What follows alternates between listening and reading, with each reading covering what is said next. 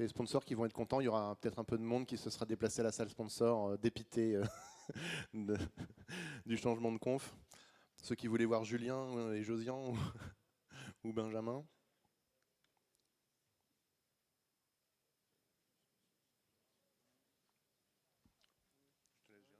Merci.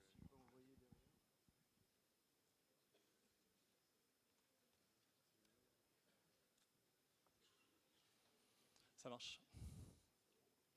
On est pas mal. De toute façon, vous kiffez tous le web scrapping, hein, c'est ce qu'on m'a dit. Donc, on avait le backup web scrapping. Merci Fabien.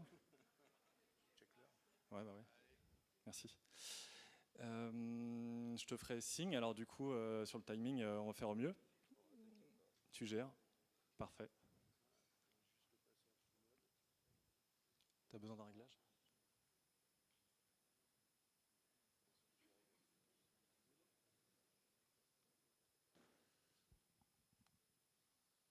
Alors, c'est pas du petit web scrapping, hein, c'est un expert en web scrapping quand même, hein. C'est le remplaçant, mais c'est quand même le remplaçant top top quoi. Il y a un workshop cet après en plus, si vous avez kiffé, vous pouvez en plus aller en atelier. Et si vous avez des tomates, vous pouvez les jeter, mais mangerbouger.fr. On est bon? Je te donne le micro? Je te donne pas le micro, alors je le garde. Et en plus, je vois pas, il y a vraiment des gens là? Oui, il y a des gens. Ah si. Allez, c'est parti. Bonjour à tous. Donc, merci de m'accueillir pour ça. C'est la première fois que je fais ça un petit peu au pied levé. On va parler web scrapping. Juste avant, qui a déjà fait du web scrapping parmi vous? Ah, quelques-uns, cool. Pour ceux qui n'ont pas levé la main, qui utilise ChatGPT? Ouais, donc tout le monde a fait du web scrapping, c'est cool. Euh, tac. Donc je m'appelle Fabien, ça fait une vingtaine d'années que je fais du web scrapping. Moi, ce que j'adore, c'est comprendre comment fonctionnent en fait les antibots, les proxys, tous ces trucs-là. J'ai un petit outil qui est utilisé par des dizaines d'entreprises qui s'appelle Scrapoxy. C'est gratuit, c'est open source. Ça fait 8 ans que je développe ce truc-là. Ça permet de router le trafic quand vous avez beaucoup en fait de proxy providers. Et ça vous permet de bypasser les protections aussi. Alors, je vais raconter une petite histoire avant qu'on commence. Euh, voilà, il y a une dizaine d'années, je discutais en fait avec un ami qui bossait dans l'industrie. C'était même il y a 20 ans. C'était vraiment, il y avait très peu d'AI, il y avait très peu de NLP, ce genre de choses. Et on s'est dit, ça serait bien si dans l'IT, en fait, on arriverait à découvrir des profils, en fait. Parce que c'est toujours difficile, vous savez, de recruter des gens dans l'IT. Sauf qu'on s'est dit, est-ce qu'on pourrait pas, peut-être en regardant les profils, on pouvait pas automatiser en fait tout ça et automatiser la détection de changement de job. Alors juste disclaimer, si vous faites ça avec des profils LinkedIn, ça marche de ouf. Vous pouvez prédire si quelqu'un va partir dans 2 ou 3 mois. C'est un truc de ouf. Il y a même des boîtes qui se sont montées là-dessus. Et donc, c'était juste au début un side project, ce genre de choses. Et on s'est dit, ouais, mais pour faire ça, il va falloir pas mal de données. Donc, il va falloir qu'on récupère en fait des profils, mais pas juste un peu de profils. Il va falloir qu'on récupère des millions de profils. On s'est dit, ok, on va faire ça. Enfin, il m'a dit, vas-y, fais-le. C'était plutôt ça. Donc, j'ai commencé au début. Globalement, on va faire un petit script Python. Donc, c'était cool. J'arrivais à récupérer en fait pas mal de données. Sauf que vraiment j'étais débutant et je me suis vite fait bloquer. Donc je suis allé voir sur Stack Overflow qu'est-ce qu'on peut faire et la réponse était mec, utilise des proxys quoi. Je fais ok, c'est quoi un proxy? Je me suis un peu renseigné et globalement il y avait peu de fournisseurs de proxy sur le marché, c'était super cher. Donc comme j'étais un gros pauvre d'étudiant, ce qui arrive souvent en fait quand vous faites vos études, j'ai démarré avec des machines sur Amazon parce que c'était vraiment pas cher à l'époque. Donc j'ai démarré un Squid Proxy, j'avais une nouvelle adresse IP, je pouvais récupérer quelques centaines de profils en plus, mais j'étais vite bloqué. Et la problématique c'était qu'il y avait quelque chose que j'avais pas forcément compris en fait là-dessus. Donc j'ai aussi essayé d'automatiser cette partie-là. C'est pour ça que j'ai créé Scrapoxy qui globalement pop des machines, route le trafic, ce genre de choses. Mais vraiment, en démarrant en fait, des machines sur des data centers, le problème, il y a quelque chose que je n'avais pas compris, c'est ce qu'on appelle le test de Turing. Qui connaît le test de Turing? Ouais, beaucoup, super. Donc, le test de Turing, c'est quelque chose qui m'a très très vite bloqué. Alors pour vous illustrer ça, je vais vous donner un autre exemple. Globalement, quand vous allez par exemple à une conférence, un événement, un endroit, vous allez acheter en fait un ticket, peut-être un ticket d'avion, un ticket de train.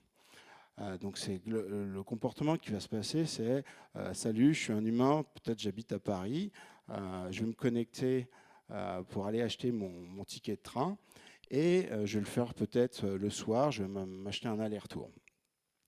Je vais utiliser pour ça mon Mac, je vais utiliser ma connexion fibre, ma connexion DSL. Et derrière, effectivement, ça, c'est ce qu'on va appeler une connexion organique. Oh. Ça fait un bout de temps que c'est comme ça? Non, juste à l'instant. Tac, on va revenir en arrière. Tac. Tac. Est-ce que ça marche toujours? Yes. Top.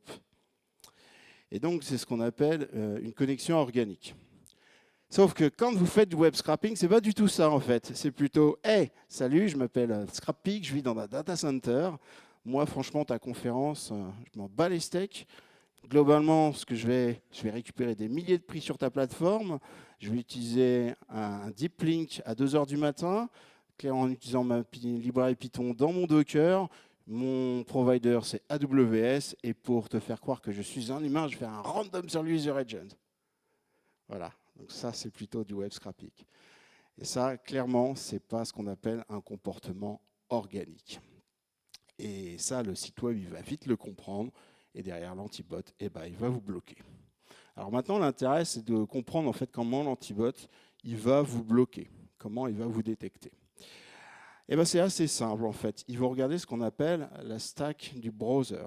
Ils vont regarder tous les signaux dedans. Ils vont commencer par regarder votre adresse IP pour savoir d'où vous venez. Ils vont ensuite regarder le protocole pour savoir un petit peu quel OS vous avez, quelle version d'OS vous avez. Ensuite, ils vont exécuter du JavaScript dans votre browser et ils vont traquer votre comportement. Ils vont un petit peu croiser tout ça. Voilà. Et derrière, ils vont détecter les comportements humains et automatisés et ils vont pouvoir justement bloquer les comportements automatisés. Alors, ce que je vous propose, c'est de regarder, dis donc, comment ça fonctionne. Je vais me retourner où je vais me mettre comme ça, en fait. Voilà. De regarder un petit peu comment ça fonctionne. Alors, on va commencer par les adresses IP. Alors, c'est super cool. L'adresse IP, on récupère vachement d'informations avec une adresse IP. On peut savoir déjà, en fait, si la personne elle utilise une boîte Internet, elle utilise un mobile, si elle vient d'un data center. Par exemple, si vous achetez, en fait, un ticket, un Paris-New York, donc vous avez une consistance business dedans, est-ce que votre connexion, elle vient, par exemple, d'Inde? Voilà, c'est suspect. Ce n'est pas forcément ce qui va vous bloquer, mais ce n'est pas forcément ce qui est normal. Est-ce que vous avez des incohérences comme avoir, par exemple, une adresse IP qui est basée aux États-Unis et une time zone en Europe sur votre browser? Voilà, c'est des choses qui rendent la connexion, en fait, la stack inconsistante. Ensuite, ils vont regarder en fait tout ce qui est protocole réseau. Ils vont regarder d'abord tout ce qui est protocole TCP, TLS et HTTP2. Sur le protocole TCP, on va avoir récupéré plein d'informations. Il faut savoir que les OS, ils implémentent les protocoles suivant la RFC, une RFC qui décrit comment le protocole TCP doit être implémenté. Sauf que ce n'est pas si simple que ça. Ce n'est pas hyper strict. Donc du coup, en fait, les headers sur un Linux, sur un Windows, ce n'est pas les mêmes. C'est même à l'intérieur en fait, de différentes versions d'un OS, comme un Windows ou un Linux, vous n'avez pas les mêmes implémentations. Donc du coup, si vous regardez statistiquement ce qui arrive, vous allez pouvoir déduire le type d'OS. Ensuite, ils vont regarder un petit peu la stack TLS. Donc la TLS, c'est Transport Layer Security Protocol. C'est ce qui est chiffré partout en fait, quand vous allez sur votre banque, sur tous les sites web. 99% des sites web ont du TLS maintenant. Alors comment ça marche? C'est super simple en fait. Quand votre browser il va se connecter au serveur, la première chose qu'il va envoyer, c'est toute une liste de chiffrements autorisés qu'il supporte. Parce qu'en fonction des versions, ils ne supportent pas forcément la même chose. Ensuite, le serveur, il va sélectionner le protocole le plus chiffré qu'il peut supporter, plus tout un tas d'options. Ils vont faire un jeu d'échange de clés et ensuite, ils vont chiffrer le protocole. Donc ça, c'est cool. Sauf que là-dedans, il y a un petit problème. C'est que cette liste, elle est envoyée en clair. Donc c'est ce qu'on appelle le client hello dans le handshake protocol. Et ça, c'est ce qu'on appelle le JS3 fingerprint, qui a été inventé par Salesforce. Et vous pouvez en faire une fingerprint. Donc vous savez si ça vient en fait d'une librairie Java, d'une librairie Node, d'une librairie Python ou d'un browser classique. Vous pouvez vraiment distinguer ce genre de choses. Alors maintenant, il y a des choses qui ont été rajoutées pour randomiser un peu ces paramètres. Mais du coup, on peut identifier qui envoie la connexion sécurisée. Et par-dessus ça, il y a aussi tout ce qui est header HTTP2 maintenant. Donc, par exemple, l'ordre des headers HTTP2, les flags qui vont être mis dedans, ce genre de choses. Et ça, c'est propre à l'implémentation du browser. Donc, on va pouvoir, en étudiant statistiquement les infos dedans, comprendre ce qu'il y a dedans. Donc, c'est cool. Ça, je pense que vous commencez à voir ce que je suis en train de vous montrer. C'est que, globalement, si vous dites « Hey, bah, je suis un Chrome et je suis sur Windows », alors que la browser stack, c'est plutôt un Firefox dans un Docker Linux, bah, clairement, l'antibot, il va le savoir et il va vous bloquer. Et il y a d'autres choses aussi qu'on peut faire, c'est-à-dire que sur le protocole HTTP, bah, il y a des headers. Quand vous envoyez votre navigateur, il va se connecter au serveur, il va envoyer plein de headers. Donc ça, c'est un bout de code d'un antibot qu'on installe sur un serveur. Donc c'est 4 lignes de code. C'est super simple. Globalement, ça prend la liste des headers que vous avez et l'ordre dans lesquels ils sont envoyés. Ça ne change jamais. Quand c'est un Chrome, un Firefox, ça ne change jamais. Et donc, ça fait une fingerprint de votre requête. Ce qui veut dire que si vous utilisez ça, vous savez qui vous envoie en fait les headers. Ça, c'est bête parce que quand on va développer un scrapper, la première chose qu'on va faire, c'est on va tester tous les headers, on va regarder ce qui marche, on va supprimer ce qui ne marche pas, histoire de ne pas avoir un gros code dégueulasse. Voilà. Sauf que derrière, on ne va pas tout envoyer. Et ça, c'est du pain béni pour l'antibot. Et derrière, il va utiliser ça pour bloquer. Donc, les 4 lignes de code, ça bloque 80% en fait, des bots sur Internet. Donc, c'est plutôt cool. Et il y a un autre truc qui est vachement bien, c'est qu'un browser, ça peut exécuter du JavaScript. Voilà, c'est pour savoir si vous ne dormez pas en fait. Donc ça peut exécuter du JavaScript. Et avec du JavaScript, on peut récupérer un nombre hallucinant d'informations. On peut récupérer par exemple la time zone, le modèle de GPU, on peut en faire une fingerprint, on peut voir le nombre d'enceintes que vous avez, le modèle, si vous avez un microphone, si vous avez une webcam, si vous avez une batterie, donc vous êtes un laptop ou un mobile. On peut voir aussi la liste des polices installées, ça permet de détecter l'OS. On peut voir aussi la liste des extensions, pareil, ça fait de la détection. Si vous avez un adblock ou pas, on peut voir si vous disclosez votre vraie adresse IP avec un leak RTC. C'est un très très gros classique, ça, ce genre de choses. Donc ça même pour les outils en fait de data privacy, si vous n'utilisez pas les bons outils, même vous cachez derrière du Tor, des proxys, on va quand même connaître votre vraie adresse IP. Voilà, la taille de l'écran, blablabla, tout un tas d'infos. Et si vous êtes sur un mobile, on peut récupérer encore plus d'infos. Par exemple, avec Android, on peut savoir si utiliser le mode debug d'Android. Donc en gros, vous êtes en train de faire du reverse engineering. On peut savoir votre modèle, si c'est de l'ARM, on peut voir l'OS. Même un install ID qui est mis par le constructeur quand il installe Android. Donc en gros, on sait vraiment qui vous êtes si vous revenez sur le site web, sur l'application, même si vous la désinstallez, vous virez les paramètres, ce genre de choses. Et c'est pas fini. On peut aussi traquer en fait comment vous naviguez sur un site web. On peut par exemple regarder, est-ce que vous commencez par faire une requête de search ou est-ce que vous allez directement à la page Amazon du produit? Qui connaît l'URL par cœur des produits Amazon? On peut allumer la lumière pour savoir s'il y a des petits fous. Non, personne. Voilà. Donc ça, vous êtes un bot si vous faites ça directement. On va regarder si vous chargez juste le HTML ou si vous chargez aussi le CSS, vous exécutez du JavaScript, ce genre de choses. On va regarder aussi comment vous fonctionnez sur le site web, la vitesse d'enchaînement des pages. Si vous n'avez pas trop vite, c'est un peu un rate limit amélioré. On va regarder aussi le timing en fait sur les événements, par exemple la souris. On va regarder comment la souris se comporte. Si vous faites des mouvements directs ou est-ce que vous avez plutôt des mouvements linéaires comme une courbe de Bézier, c'est ce qui se rapproche le plus d'un comportement humain. Et grâce à ça, en fait, on va envoyer en fait cette information régulièrement à l'antibot. Et c'est pour ça, des fois, en fait, si vous faites du scrapping, vous dites ouais, c'est cool, je peux récupérer 1 page, 2 pages, 3 pages, mais au bout de la 4e, bah, bam, l'antibot, bah, il vous éjecte. C'est parce qu'en fait, vous avez ce qu'on appelle un score de réputation qui va aller en dessous d'un certain niveau. Et à ce niveau-là, bah, le serveur va soit vous envoyer un captcha, soit vous bloquer, soit avoir d'autres techniques pour ça. Et ils vont utiliser en fait aussi pas mal de techniques de machine learning pour pouvoir mélanger un petit peu tout ça, parce qu'il y a des centaines et des centaines de signaux, donc c'est très très difficile en fait de faire des règles métiers là-dessus. Alors il y a des choses basiques, hein. Android debug est activé, boum, éjection, mais sinon c'est plus des combinaisons de facteurs qui font que vous allez être éjecté. Et derrière, ils vont même utiliser du reinforcement learning. C'est pas forcément des algos très compliqués, mais derrière ça marche vachement bien. Ça va? Vous n'avez pas trop peur? Non, c'est cool? Ok. Ouais. Ok. J'ai encore 32 minutes pour vous saouler. C'est parfait. Question incluse. Ça marche. Sauf que, évidemment, y a l'IA qui est arrivée. Donc, ça veut dire qu'ils ont entraîné tous les modèles sur plein de données. Donc, ils ont réussi à récupérer les données. Alors, comment ils ont fait ça? Alors, il y a une petite technique, clairement, il y a qui fonctionne globalement en machine learning. Ça peut faire flipper parce qu'il y a vraiment beaucoup de choses que les systèmes anti-bots modernes vont regarder. Et on se dit, oh, voilà, mon petit projet, mon petit side project, bah, c'est compliqué de le faire. Alors oui et non. C'est pour ça qu'on va voir. Il y a une chose, c'est globalement un faux positif. C'est la technique des faux positifs. Et ce qui est bien, ce n'est pas un petit patch, c'est quelque chose qui est conceptuel en fait au système d'antibot.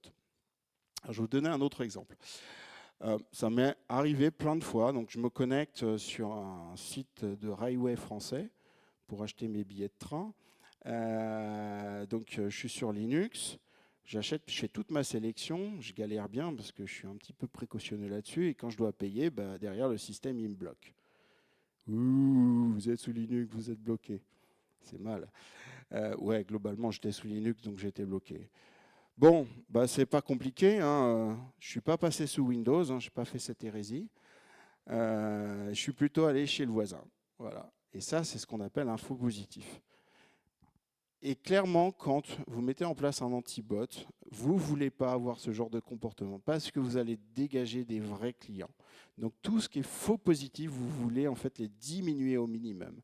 Et pour ça, il y a 2 solutions possibles quand vous faites du machine learning. La première, c'est sur tous les centaines de signaux que vous avez, c'est récupérer des bases de données d'entraînement avec des millions d'enregistrements bien tagués, clean, pour pouvoir entraîner votre modèle. Ça prend vachement de temps, c'est très compliqué. Alors il y en a qui arrivent, hein, mais c'est vraiment très compliqué. La meilleure des solutions, c'est plutôt d'aller se focaliser sur ceux qui sont vraiment efficaces.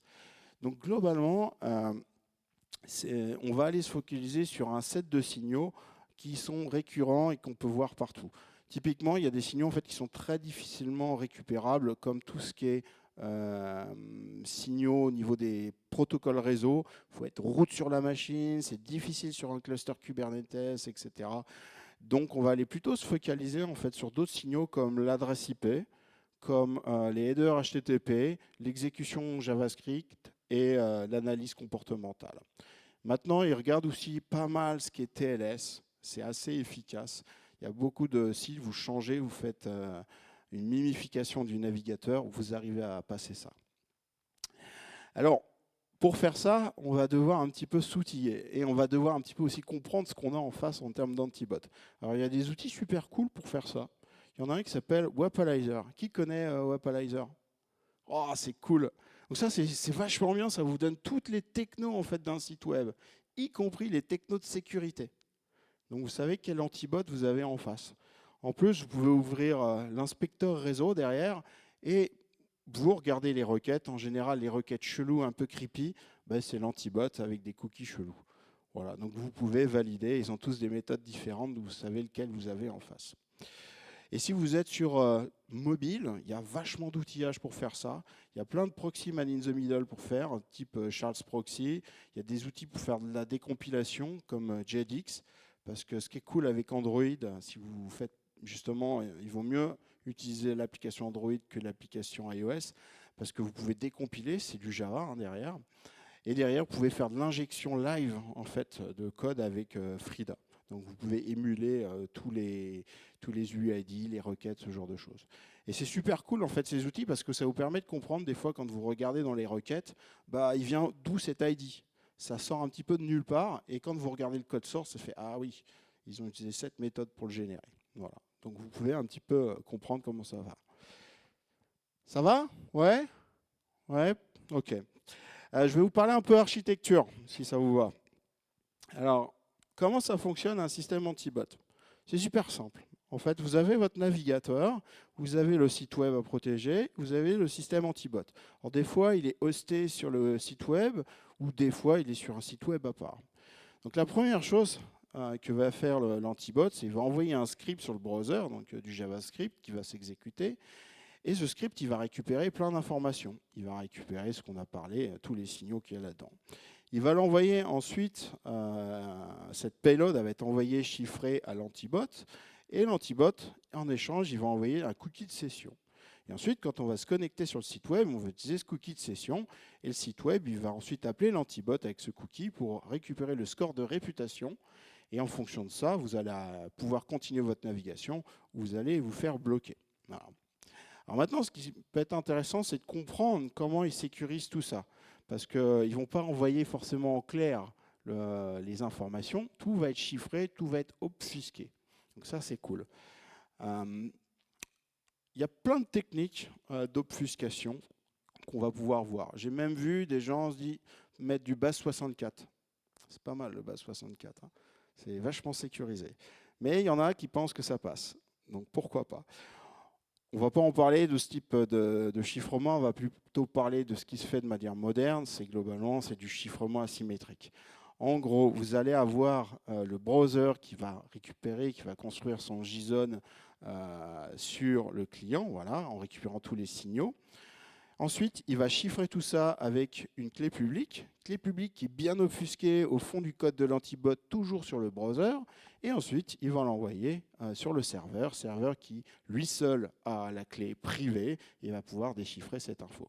Donc ça, si vous utilisez en fait des techniques de man in the middle, vous utilisez le Network Inspector, vous n'allez pas pouvoir comprendre en fait quels sont les signaux qui sont utilisés.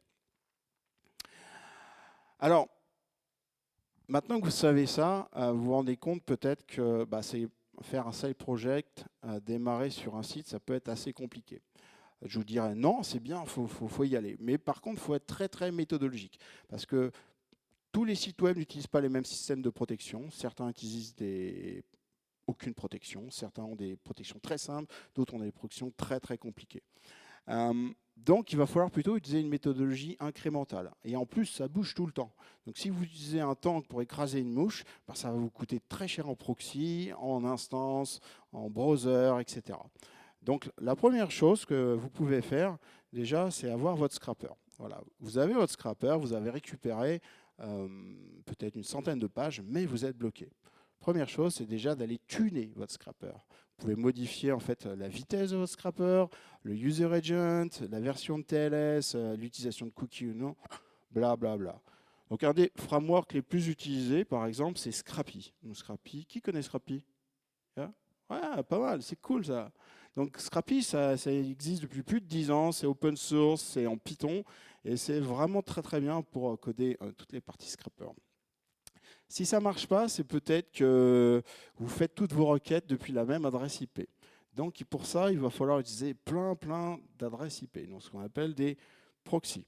Vous pouvez utiliser Scrapoxy pour orchestrer votre stratégie, mais vous pouvez commencer avec ce qu'on appelle des data center proxy. Donc en gros, des proxys installés sur de l'Amazon, du GCP, etc. Alors l'avantage, c'est que c'est super rapide, c'est pas cher et c'est super stable. Sauf que derrière, peut-être, vous allez être détecté après. Alors si ça ne marche pas, c'est peut-être que vous agissez, en fait, vous comportez pas comme un humain sur le site web. Donc il va falloir utiliser ce qu'on appelle des headless browsers. Donc globalement, vous allez démarrer des vrais navigateurs, exécuter votre code et récupérer l'info. Donc vous allez pouvoir exécuter du JavaScript avec ça. Alors, il y a plein de frameworks pour faire ça. C'est tous les frameworks de end-to-end comme Puppeteer, Playwright. Et vous rajoutez tout un tas de plugins pour bypasser les fingerprints anti-bot. Si ça ne marche pas, c'est peut-être que, c'est ce que je vous ai dit avant, vos adresses IP de proxy ne sont pas cool. Elles sont vite détectées. Donc on va utiliser plein d'autres types de proxy, parce qu'un proxy, ce n'est pas juste un système qui relaie, il y a des qualités d'IP, il y a tout un tas de trucs derrière. Et en fait, il y a ce qu'on appelle des ISP proxy, des residential proxy, des mobile proxy, il y a du matériel. Les ISP proxy, c'est comme des data center proxy, mais on peut changer l'adresse IP. Ah ouais, vous n'êtes pas obligé, en fait, quand vous allez chez Amazon, d'arriver avec, d'utiliser leurs adresses IP. Vous pouvez arriver avec vos IP range. Donc mettre des adresses IP que vous avez achetées sur Internet, peut-être à des providers type AT&T aux États-Unis, ce genre de choses. En France, ça ne se fait pas trop, mais dans tous les autres pays du monde, ils le font. Donc voilà, on peut récupérer ça et on peut venir avec ces adresses IP. On peut utiliser des residential proxy. Donc c'est des vraies adresses IP d'utilisateurs qui partagent leur connexion pour de l'argent. Voilà. On peut utiliser aussi tout ce qui est mobile proxy. Voilà, ou du matériel. Donc, par exemple, ça, c'est des fermes de proxy, vous pouvez hoster chez vous. Il y en a là en haut, vous pluguez en fait des clés 4G, et l'autre, vous raquez directement des téléphones en enlevant la batterie, sinon ça explose. Hein. Voilà. Donc si vous ne voulez pas foutre le feu chez vous, vous enlevez la batterie. Donc il y a plein de techniques effectivement pour faire ça. Si ça ne marche pas, ça, il faut passer encore au niveau du dessus. Et le niveau du dessus, c'est une autre méthode. C'est-à-dire, on a parlé de browser headless, donc qui n'avait pas d'écran. Maintenant, il va falloir le coder vous-même. Parce que tous les browsers headless, le problème, c'est que maintenant, tous les standards, tous les frameworks standards, ils sont détectés. Oui, les antibots, ils bossent, les mecs. Hein. Donc, du coup, maintenant, ils sont détectés. Donc, il va falloir le coder vous-même. Par exemple, en émulant un écran, émulant une souris, ce genre de choses. Il y a plein d'outils open source pour le faire. Alors, ça n'existe pas sur le marché, il va falloir le coder soi-même. Mais bon, ça marche plutôt bien. Et si ça ne marche pas, il y a des mecs qui se font un paquet de thunes avec ça. C'est globalement ce qu'on appelle des API unblockers qui vont directement faire tous les steps d'avant pour vous, mais vous allez payer effectivement pour ce service. Alors c'est aussi pas mal d'utiliser ça quand vous n'avez pas envie de vous prendre la tête. On parlait de side project, c'est pas forcément hyper cher quand vous voulez récupérer 1000, 2000 items. Ça va vous s'occuper de toutes les protections anti-bot. Après, si vous voulez scaler, avoir un vrai business là-dessus, ça peut être différent. On pourra parler business, il y a plein de cas d'utilisation de scrapping qui sont cool, que peut-être vous ne soupçonnez pas, et en fait, ils sont à peu près partout. Et si vous avez besoin de résoudre des captchas, heureusement, il y a des systèmes avec de l'AI qui résolvent ça. Parce que voilà, quand vous avez ce genre de captcha, des fois, on se demande c'est quoi le projet, quoi. Voilà. Donc, utiliser l'AI captcha, même pour vous, en fait, ça vous évite d'avoir des maux de tête. Alors, je vous propose aussi de vous parler d'un petit peu d'infrastructure. C'est quoi une vraie architecture de web scrapping? Parce qu'on se dit, c'est plus que faire tourner un script sur mon laptop. J'en discutais avec un ami il y a 2 jours. Lui, il fait tourner tout sur son laptop parce que ça bypasse les protections. Ouais, mais au bout d'un moment, il va falloir scaler. Donc, imaginez que vous avez votre script qui tourne sur Scrapy qui fonctionne. Le premier truc, vous allez devoir orchestrer tout ça. Donc, vous allez vouloir faire tourner plein de spiders en parallèle, peut-être des centaines sur différents sites. Vous allez orchestrer ça. Donc, vous allez commencer par rajouter en fait une base de données et un orchestrateur. Voilà. Peut-être RabbitMQ pour ce genre de choses, genre de tâches asynchrones. Ensuite, on l'a vu, on aura besoin de plusieurs adresses IP. Donc, derrière, on va rajouter par exemple Scraproxy avec des proxys sur des data centers type AWS, ce genre de choses. Si ça ne marche pas, évidemment, on va rajouter d'autres types de proxys. Voilà. Donc des proxys un petit peu plus puissants. Et comme on l'a vu, on va devoir aussi exécuter du JavaScript. Donc, il va falloir pas utiliser un browser, mais une ferme de browser avec du Chrome, du Firefox, de l'Edge, ce genre de choses, et l'orchestrer. Alors ça n'existe pas sur le marché, il faut le coder soi-même. Ça demande un peu de temps, mais derrière, si vous avez un business où vous avez besoin d'avoir une stack de scrapping complet, ça vaut le coup effectivement d'investir là-dedans. Donc ça, c'est ce qui globalement va vous permettre de télécharger de la donnée à grande échelle sur beaucoup de sites web. Ça va jusque-là? Ouais? Ok.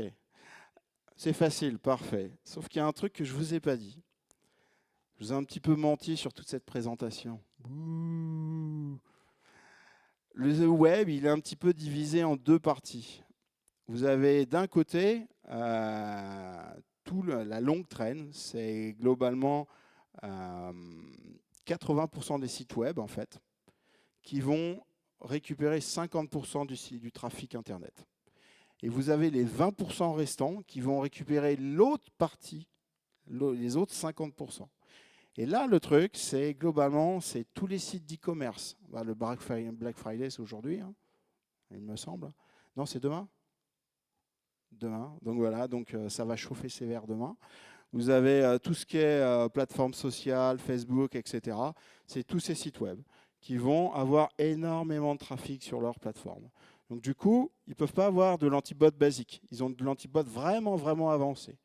Et si vous utilisez en fait la stack classique, vous allez vite être bloqué parce que vous allez besoin envoyer énormément de volume en fait sur ces sites web. Ils sont très très bien protégés. Donc la technique, elle ne va plus être la même.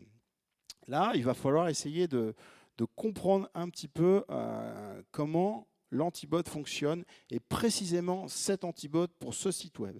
Donc on va vraiment rentrer dans le cas spécifique.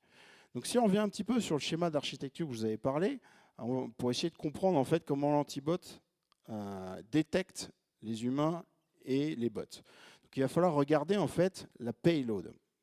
Donc parce que dans la payload, vous allez avoir tous les signaux qui sont détectés par les antibots. Sauf que la payload, elle est chiffrée.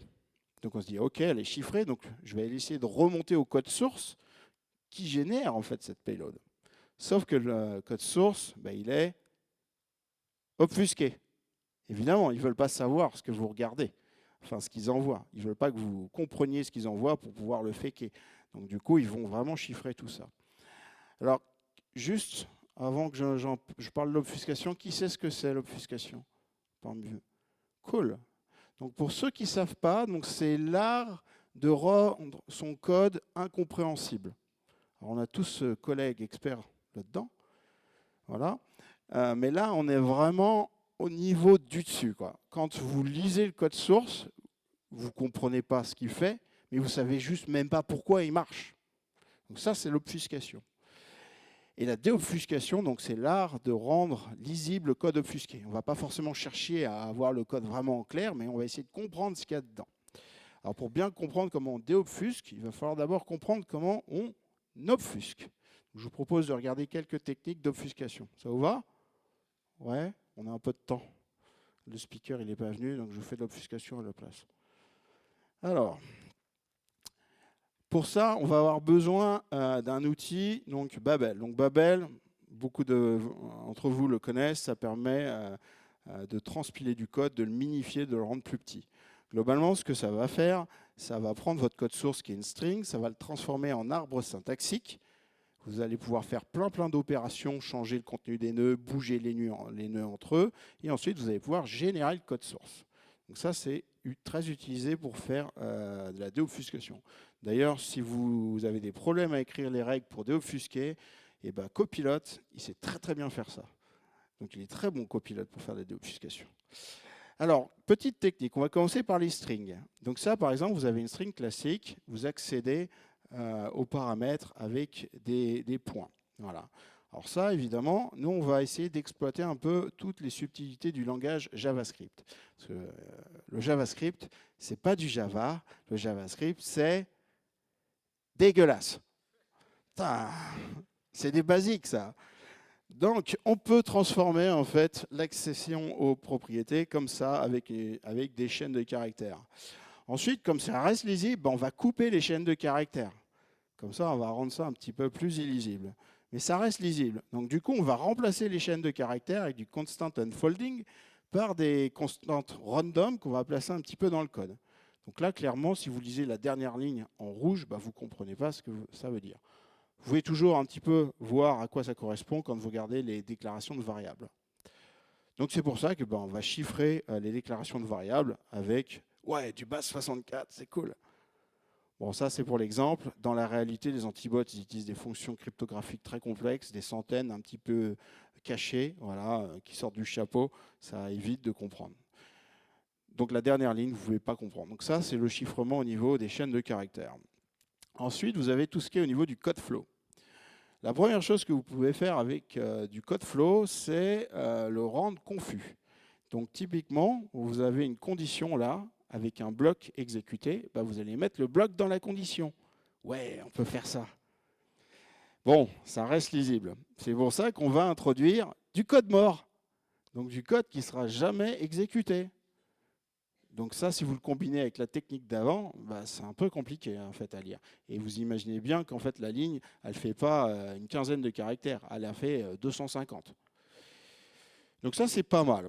Ensuite, il y a une autre technique qui est aussi sympa, mais c'est un peu une technique humaine. Globalement, ici, vous allez prendre toutes vos variables, toutes vos méthodes, et vous allez les appeler A.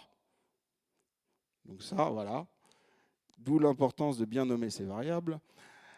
Si vous avez une collision, vous pouvez utiliser B. Puis vous avez ainsi de suite jusqu'à C, mais allez pas jusqu'à D, c'est trop compliqué. Donc là, par exemple, valide, c'est remplacé par B.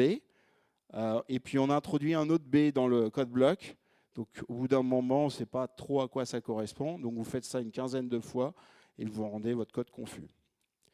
Puis ensuite, il y a une dernière technique, c'est une grosse technique de bâtard. Alors ça, c'est horrible. C'est globalement, vous allez transformer votre code en une state machine unique. Donc globalement, faites votre code qui est bien séquentiel. Vous mettez des go-to-points comme dans les années 80 avec du basic. Voilà. Et vous essayez de débugger tout ça. Ça, c'est vraiment horrible. Alors on peut, mais c'est vraiment très compliqué. Et donc, pour faire de la déobfuscation, on va utiliser en fait toutes ces techniques. On va essayer de trouver dans l'ordre auquel elles sont utilisées. Il y en a même d'autres. Et on va effectivement essayer de comprendre ce qu'il y a dans le code. Alors, je ne vais pas vous montrer en détail comment on fait. C'est un peu un jeu où on s'amuse à regarder qu'est-ce qui marche, qu'est-ce qui ne marche pas. Donc maintenant, on va supposer qu'on a compris ce qu'il y a dans le code. On arrive à le lire. Ça, c'était juste la première phase, la déobfuscation. Maintenant, il va falloir trouver les signaux. Alors, il y a 5 types de signaux à l'intérieur. Les premiers types, on l'a déjà vu, c'est tout ce qui est au niveau de la récupération des infos, typiquement le user agent, le matériel, les plugins, la taille de l'écran, je vous en ai déjà parlé, ce genre de choses.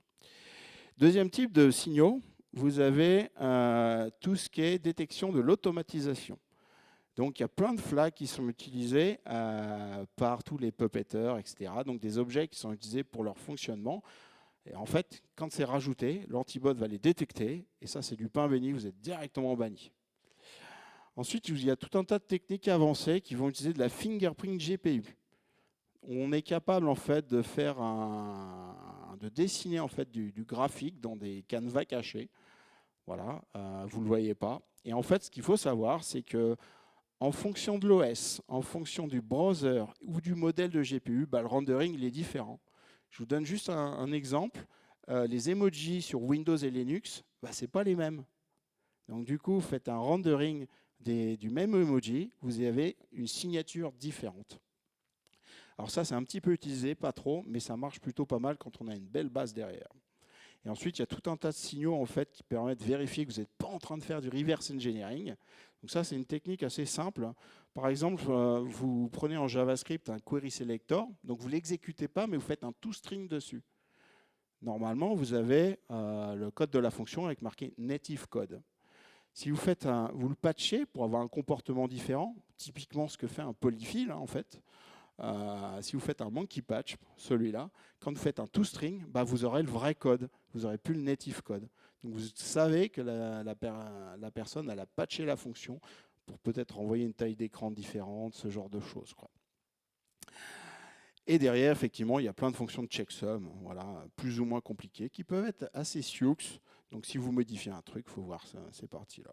Donc ça, c'est ce que vous pouvez retrouver dans un antibot. Ils en mettent environ entre 100 et 200 en fonction des antibots. Après, il faut pouvoir les exploiter, pouvoir les trouver. Mais ils utilisent toutes ces parties-là. Maintenant, ce que je vous propose, c'est de parler de ce qu'on a en très très avancé dans les systèmes antibots. Alors, il y a une technique plutôt cool qui a été mise en place il y a à peu près 1 an. C'est tout ce qui est machine virtuelle. En gros, on parlait de déobfuscation. Vous avez le code source de l'antibot, vous le déobfusquez, hop, vous remontez jusqu'au source code. Et ben, ils vont introduire maintenant des machines virtuelles, type la JVM, hein, c'est la même chose. Donc en fait, si vous déobfusquez le code, vous arrivez sur du bytecode. Donc c'est une machine virtuelle en JavaScript et vous arrivez sur du bytecode. Sauf que le bytecode, c'est pas du Swally, c'est pas documenté, c'est un truc hyper propriétaire et vous savez pas à quoi ça correspond. Et donc eux, quand ils compilent en bytecode, ils rajoutent le code de la machine virtuelle et encore une couche d'obfuscation, ce genre de choses.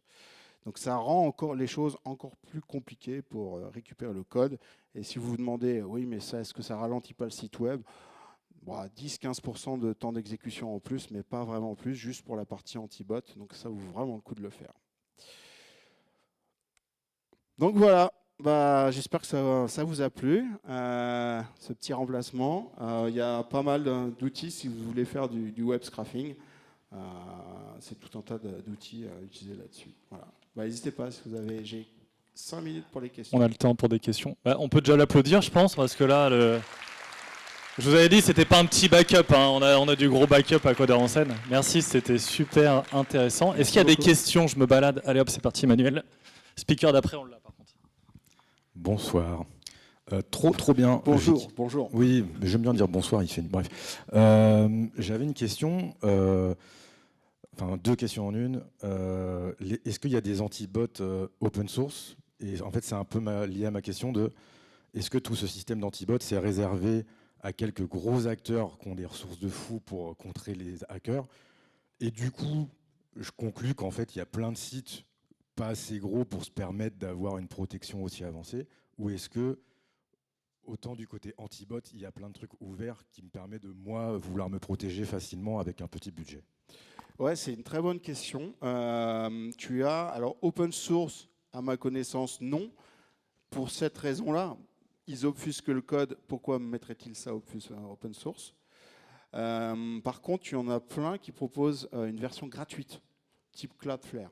Cloudflare, on peut mettre son site et on a la protection de base Cloudflare. Alors c'est vraiment limité l'antibot, il y a tout ce qui est déni de service, ce genre de choses, mais c'est plutôt bien et c'est gratuit. Donc tu as cette version-là. Après, oui, un antibot, c'est minimum 10 000 € par mois, quoi. Donc ça monte, ça chiffre vite dès que tu commences, donc il faut être assez sérieux en termes de protection. Il y a beaucoup de gens, beaucoup d'équipes qui le codent eux-mêmes. Donc ça va jusqu'à un certain niveau, mais vous avez vu, on peut aller très très loin en termes de détection. Donc c'est le jeu du chat et de la souris, combien d'argent tu vas mettre, et en face, combien ils vont mettre d'argent pour récupérer la donnée. En gros, c'est combien d'euros tu dépenses pour récupérer un item. On est juste là. Est-ce qu'on a d'autres questions ? En attendant que j'aille voir pour les questions, est-ce que tu peux nous lancer ton atelier de tout à l'heure ? Et oui. 2 choses à vous demander. N'hésitez pas à tweeter, retweeter, aller sur Instagram, on a besoin de votre aide. Et l'autre truc, il y a des QR codes partout pour donner votre avis sur les confs. Donc ça aide vraiment les gens. Qui avait une question là ? Toi. Ouais, donc juste, j'ai un atelier sur le scrapping. Donc j'ai développé un site web avec plein de protections, donc même une protection commerciale. Mais c'est pas open source parce que je veux garder l'atelier pour vous. Et on va essayer de bypasser les protections ensemble, donc vous allez pratiquer là-dessus. Donc il y avait une question ? Ouais. Oui, ici. Je reviens sur votre expérience, ton expérience en achetant un billet de train. Moi aussi, j'ai eu la même expérience. Je suis sous Linux avec des outils libres. Et notamment, je me rends compte qu'il y a une grande discrimination envers les navigateurs un peu basiques qui désactivent le JavaScript, par exemple, ou qui enlèvent... Moi, j'utilise plein d'extensions pour réduire, augmenter mes performances et optimiser mon expérience de navigation, mon expérience d'utilisateur. Et je ne comprends pas pourquoi les sites comme SNCF Connect ou The Trainline, pour en citer deux, alors qu'on achète, on s'identifie, on donne même l'identité, on donne notre carte d'identité par exemple des fois, on a un compte, ils vont quand même nous mettre de l'antibot, c'est inacceptable en fait. Et ça se généralise et en plus ils utilisent les mêmes providers anti-bots, c'est-à-dire qu'ils vont utiliser GeoCaptcha Delivery, une boîte américaine, enfin je sais pas si tu connais, mais ils vont utiliser les mêmes boîtes à chaque fois et c'est les mêmes problèmes. Et il n'y a personne à qui se plaindre et donc du coup on se retrouve bloqué. Et j'aimerais bien savoir quelles sont les alternatives dans ce cas-là, qu'est-ce qu'on peut faire en tant qu'utilisateur pour réduire je dirais cette peste, voilà. Ouais, très bonne question. Alors ça remonte à un problème qui est plus large, c'est pourquoi on fait du web scrapping aussi. Alors juste sur ce problème-là, au bout d'un moment, des fois, je switch Windows. Hein. Enfin, c'est bête, j'ai besoin d'acheter mes billets. Donc, j'ai eu hier, c'est sur un site, une compagnie américaine, je ne peux pas acheter mes billets avec Chrome. Ok, Chrome sous Linux, ça ne marche pas. Donc Firefox. Sous Linux, ça passait, ou des fois, tu dois passer sur un autre. C'est aussi une question de réglage de l'antibot. Des fois, c'est mal réglé. Voilà, donc ça met du temps, ils corrigent. Et c'est aussi une question de, ils s'en battent les steaks. J'ai une compagnie hispanique sous Linux, t'oublies. Hein. Enfin, voilà, c'est l'exemple typique. Tu es obligé d'aller sur Windows. Donc je suis allé chez un revendeur de billets pour acheter mes billets. Enfin, ça devient fou. Alors pourquoi on fait du web scrapping aussi? Je pense que c'est une question qui peut être intéressante. C'est principalement, en fait, les cas d'utilisation du web scrapping, c'est de la récupération de prix. Voilà, c'est du comparatif. Ou maintenant avec tout ce qui est IA. Mais sinon, à la base, c'est du comparatif de prix. Il faut se dire, oh, c'est pas bien, ils sont en train de récupérer, il faudrait que je me protège. En fait, il faut savoir que, par exemple, la SNCF va scraper le concurrent va scraper la SNCF. Tout le monde se scrape. Il n'y en a pas un qui ne scrape pas l'autre. Hein. Ça n'existe pas. Amazon scrape le concurrent, Walmart scrape Enfin voilà, tout le monde fait ça. Le truc, pourquoi ils font ça? C'est très simple. Quand vous voyez le produit à $100, vous avez une règle métier qui dit propose-le à 99 et ainsi de suite. Mais si vous bloquez l'autre en termes de récupération de prix, il ne peut pas baisser parce qu'il ne connaît pas votre prix. Donc c'est un avantage concurrentiel d'empêcher l'autre de récupérer le prix, et ainsi de suite. Donc c'est purement concurrentiel, en fait, la récupération de prix, ce genre de choses. Et c'est globalement 80% des cas d'utilisation avant l'IA. Merci, je pense qu'on peut l'applaudir à nouveau. Est-ce que tu es un petit peu dispo pour des questions sur le côté si jamais il y en a d'autres? Sinon, donc atelier tout à l'heure. Là, on va enchaîner avec de l'accessibilité. Donc, si vous êtes là pour l'accessibilité, restez assis au chaud.